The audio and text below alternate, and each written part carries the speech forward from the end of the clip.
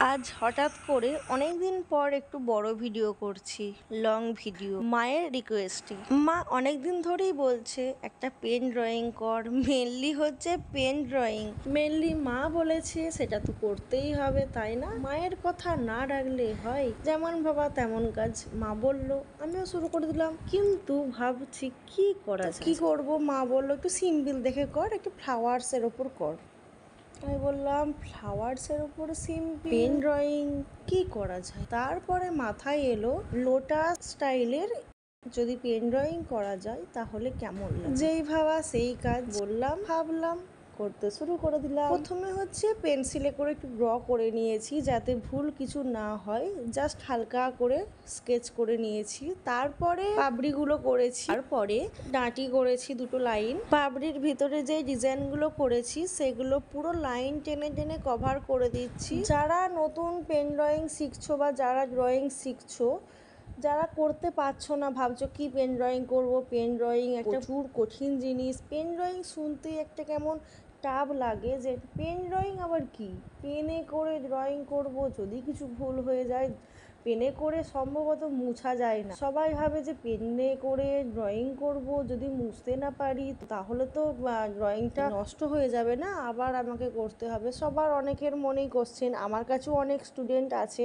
তারা বলে, যখন বলি যে পেন ড্রয়িং শেখাবো, তারা বলে ম্যাম পেন ড্রয়িং কী করে করব, মুছতে পারবো না তো, এটা তো আর পেন্সিল না যে ভুল হলো আমি 10 বার মুছলাম, এটা তো পেন ড্রয়িং, তাহলে আমি কি করে করব। তাদেরকে বলি পেন ড্রয়িং যদি ডাইরেক্ট না করতে পারো তাহলে হালকা করে পেন্সিলে ড্র করে নাও, কারণ খুব চিপে যদি পেন্সিল ড্রয়িং করা হয় তার ওপরে না পেন ড্রয়িংটা সরতে চায়। আমরাও এখন পেন্সিল স্কেচ একটু করে নিই প্রথমেই, কারণ যেগুলো খুব টাফ হয় বা বুঝতে পারছি ডাইরেক্ট পেনে করা যাবে না, ভুল হয়ে যেতে পারে, তখন আমরা পেন্সিল স্কেচ করে নিই। কারণ হওয়ার থেকে যদি আমি প্রথমে সতর্ক হয়ে নিই পেন্সিল স্কেচ করে, তাহলে তো কোনো অসুবিধা নেই, হালকা করে করব। তো যারা এই নতুন শিখছো তারা এটাকে ট্রাই করতে পারো, কপি করতে পারো, কোনো অসুবিধা নেই।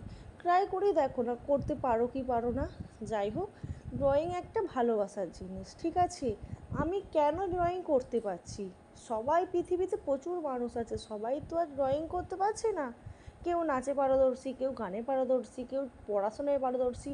আমি যেমন ড্রয়িংয়ে পারদর্শী। আমি নাচটাও শিখেছি, কেন মিথ্যে বলবো, আমি নাচ গান আঁকা সব শিখেছি, ঠিক আছে? কিন্তু আমার ন্যাক ড্রয়িংয়ের উপরই ছিল, না হলে আমি ড্রয়িংটা শিখতে পারতাম না। কারুর যদি ড্রয়িংয়ের উপর ন্যাক না থাকে, সব কিছুর উপর, প্রত্যেকটা জিনিস শেখার জিনিস, কেউ যদি না শিখতে পারে না, সে করতে পারবে না। মেন একটা সব থেকে গুরুত্বপূর্ণ কি জিনিস জানো? সবাইকে বলছি, মেন গুরুত্বপূর্ণ জিনিস হলো ধৈর্য। তুমি নাচ শেখো, তুমি গান শেখো, তুমি আবৃত্তি শেখো, পড়াশোনাও তাই, সব কিছু ধৈর্য। ড্রয়িংটা বেসিক্যালি ধৈর্য, কারণ পেন ড্রয়িং বলো, পেন্সিল ড্রয়িং বলো, পেন্সিল স্কেচ বলো, পোস্টার ড্রয়িং বলো, অ্যাক্রিলিক ড্রয়িং বলো, সব কিছুতে ধৈর্য চাই। যে হ্যাঁ 5 মিনিটে হুই হাই করে যা খুশি করে ফেললাম, আমাকে তাড়াতাড়ি করতে হবে, সেইটাকে ড্রয়িং বলে না। আমার কাছে অনেকে ড্রয়িং শিখতে আসে, তাদেরকে দেখে আমি রিয়েলাইজ করেছি যে সবার দ্বারাই ড্রয়িংটা হবে না। কারণ অনেক বাড়ির লোক আছে, তারা মনে করে যে পয়সা আছে, ছেলেকে আমি ড্রয়িংয়ে ভর্তি করে দিই, যা হবে হবে, একটা তো কিছু শিখতে হবে। আবার অনেক গার্জেন মনে করেন যে না, যেইটাই শিখুক, শিখে যেন ভবিষ্যতে প্রতিষ্ঠিত হতে পারে, সেটা নিয়ে যেন কিছু করতে পারে, সেই সব ছাত্রছাত্রীরাই কিন্তু দাঁড়ায়। অনেক স্টুডেন্ট আছে কি যে হ্যাঁ বাড়ির লোক শেখাচ্ছে আমাকেও করতে হবে, একটা ম্যাম কাজ দিয়েছে হুটহাট করে দিলাম, 5 মিনিটে শেষ, সবার আগে জমা দিয়ে দিলাম, ম্যাম খুব ভালো বলছে। ওটা ভুল। আমি একটাই কাজ করব 2 ঘন্টা ধরে, কিন্তু সেটা যেন সবার থেকে বেটার হয়।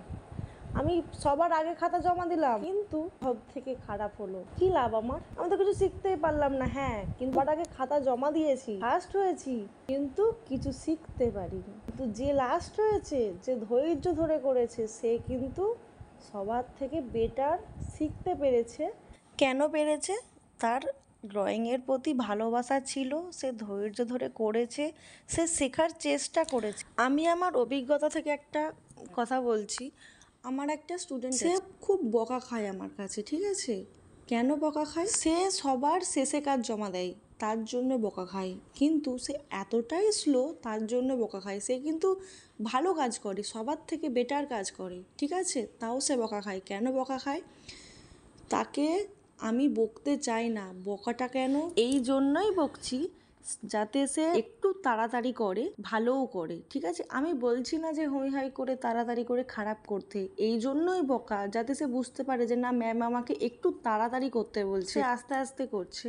আমি যদি সেই আস্তে আস্তেকে প্রশ্রয় দিই, সে আরও আস্তে আস্তে করবে, ভাববে ম্যাম তো কিছু বলছে না, আমি যতক্ষণ ধরে খুশি করি। কিন্তু না, তাকে বকো, তাকে বলো, কিন্তু সেটা মন থেকে না, সেটা তার ভালোর জন্য, যে হ্যাঁ তুই একটু তাড়াতাড়ি কর। সে কি করে, বাকিদেরকে একটা ছবি দিয়েছি, তাতে 4-5টা ফিগার আছে, বাকিদের তখন 4টে ফিগার হয়ে গেছে, তখনও তার 2টো কমপ্লিট হয়নি। সেই জন্য সে বকা খায় যে একটু স্পিডি কর। আর এক একজন আছে, ছবি দিলাম 2 সেকেন্ডে 4টে ফিগার, কিন্তু সে ফিগারটা কিন্তু ফিগার না, কখনো গরু, কখনো ছাগল, কখনো ভূত, এইসব হয়ে যায়, ঠিক আছে।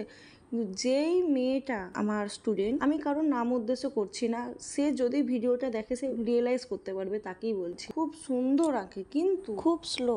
কিন্তু এই নয় যে যারাই তাড়াতাড়ি আঁকে বা যারাই স্পিডি আঁকে তারাই খারাপ আঁকে, আমি কখনো বলছি না, রং। আমি কখনো বলবো না যে যারা তাড়াতাড়ি আঁকে তারা খারাপ আঁকে, আর যারা স্লোলি আঁকে তারা ভালো আঁকে, কখনো বলবো না। স্লোলি আঁকলেও খারাপ আঁকবে, কিন্তু সেটা মন থেকে আঁকতে হবে, মন থেকে। আমি যদি নিজে না চাই যে আমি ভালো আঁকবো না, পারছি না, মা বাবা আমাকে জোর করে শেখাচ্ছে, এসেছি কাজ দিয়েছে করতে হবে, করে বাড়ি চলে যায়, কখনো হবে না। গার্জেনকে বুঝতে হবে ছেলের কোন দিকে টেন্ডেন্সি আছে, কোন দিকে ন্যাক আছে।